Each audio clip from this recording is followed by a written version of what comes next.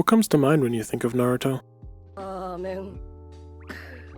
Ichiraku no ramen. But have you ever asked yourself why we the viewers spend so much time perched on the counter of Ichiraku? Believe it or not, it's not just to admire Teuchi's rugged good looks. Then again, Masashi Kishimoto really likes to show us food. Like, really likes to. And it's not just Ichiraku either. We see Team 10 and Yakiniku all the time. Every variation of dango known to man gets featured, and who could forget the infamous bento boxes. Food in Naruto is not just about fueling the shinobi body. If it were, then they would just eat food pills every day. It's an opportunity to humanize these characters that live in an otherwise brutal world of sacrifice and war. These meals reveal vulnerabilities, forge bonds, and deepen our understanding of the world itself. Let's take a closer look at Naruto's relationship with ramen. While it may seem like he just likes the food, it actually holds a deeper meaning in the narrative. On one level, Naruto's connection to ramen is literal. His name is derived from Narutomaki, the fish cake often topping a bowl of ramen. And his clan name, Uzumaki, shares its origins with the whirlpool design often seen in Narutomaki. The real importance of ramen in Naruto's life, though, is its representation of acceptance. Naruto's childhood was marked by loneliness due to the nine-tailed fox, and yet, opposed to the rejection of the village, there was one place where he always felt welcome and understood: Ichiraku Ramen. With, of course, the handsomest fellow, Teuchi, behind the counter. Whether it was Iruka offering him guidance, or Kakashi and Jiraiya acknowledging his hard work, these pivotal moments often unfolded over a bowl of steaming ramen. In many ways, ramen served as both a refuge and a bridge for Naruto, allowing him to forge connections and close the emotional distance with those around him.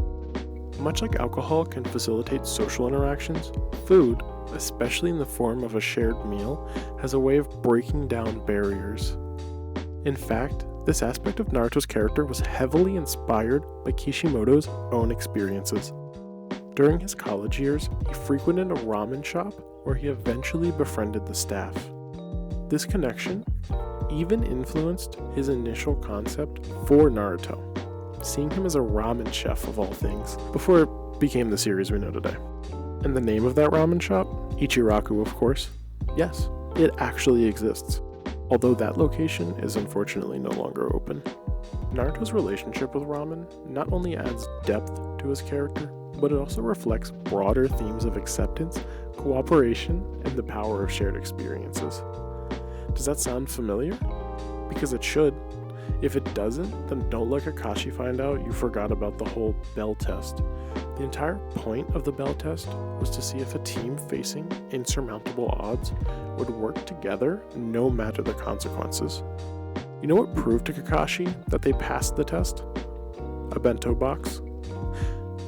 Sasuke and Sakura sharing their lunch with Naruto was the entire reason they passed the test, because that act showed cooperation and acceptance of their comrade.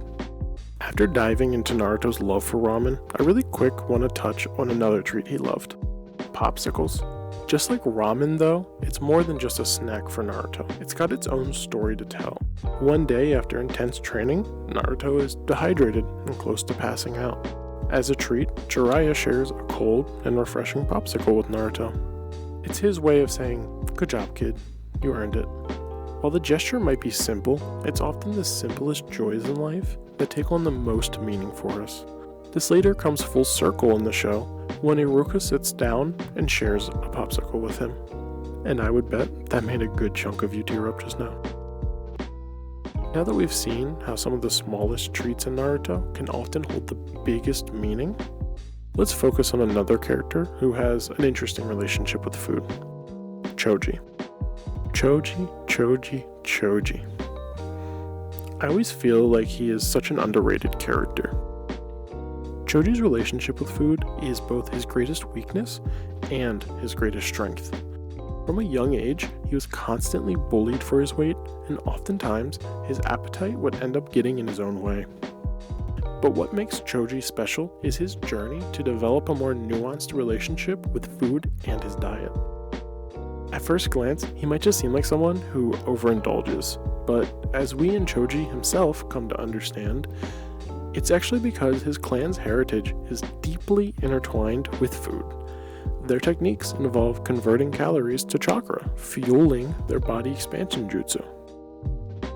Notably, their advanced techniques, initially requiring special food pills made specifically for the clan by the Nara clan, tap into stored fat to enhance their physical abilities and perform even more powerful jutsu, culminating into the distinctive butterfly wings of the Akimichi clan. In Naruto's early stages, this strength actually enables Choji, at just 13 years old, to defeat a second-level curse mark activated Jirobo with ease. As Choji matures, he learns to balance his eating habits while still maintaining his strength, demonstrating that everything, including diet, requires a delicate balance of give and take. Choji's journey with food not only adds depth to his character, but it also underscores broader themes of self-acceptance, perseverance, and the importance of finding a balance in life. The next character I wanted to highlight is Rock Lee. I feel like the easy answer here is to go on about the curry of life, and while that is one of my personal favorite filler arcs of Naruto, I feel like Rock Lee's Drunken Fist is a much more interesting topic to look at.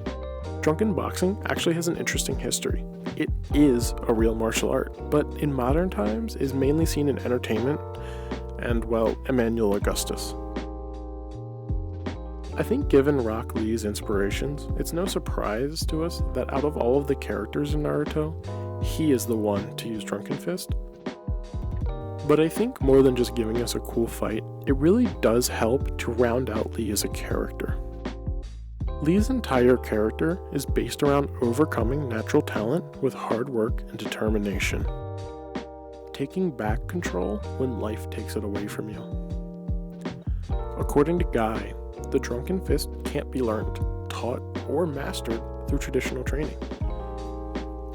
This talent is something Lee doesn't even realize he has for a long time, as he usually blacks out when he drinks.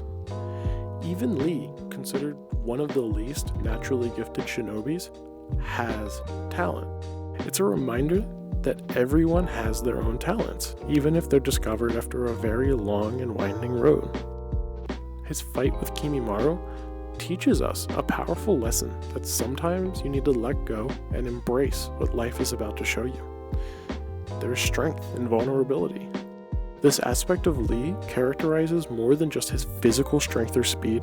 It's not just about fighting, but understanding yourself and embracing that journey. After digging into Naruto's love for ramen and exploring the relationship other characters have with food, I don't want to overlook the cultural significance behind these dishes. In Japan, dishes like ramen aren't just food. They're a reflection of tradition, community, and comfort. In line with this, Ichiraku Ramen, with its warm bowls of noodles and welcoming atmosphere, embodies these values and serves as a safe haven for Naruto and friends.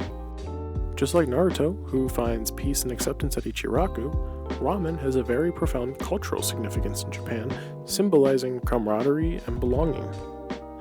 It's a reminder that food isn't just fuel, it can be a shared experience that brings people together, transcending language and cultural barriers. Take dango, for example. These sweet rice dumplings on skewers are a traditional Japanese treat often enjoyed during festivals and celebrations. In Naruto, we see dango featured in various scenes, offering moments of comfort and nostalgia for the characters. Whether it's sharing dango during a break from training, or enjoying them as a snack while reflecting on a journey, these simple yet meaningful moments really underscore the importance of tradition that Naruto pays homage to. In a similar manner, yakitori, grilled skewered chicken, holds a special place in Japanese cuisine and culture as well. In Naruto, we see Team 10 gathering at yakitori stands, savoring the smoky aroma and flavorful chicken after a long day of missions. Yakitori not only satisfies hunger, but it also represents some of the simple joys in life and the bonds we forge through that shared experience. So while we appreciate the depth of Naruto's world and the character's relationship with food, let's also celebrate the heritage and cultural significance behind it all. By deepening our understanding of the real-world traditions that it draws upon, we can also deepen our understanding of the world and the characters within it. Thanks for listening. People hold grudges when you take something important from them, like, for instance, their food!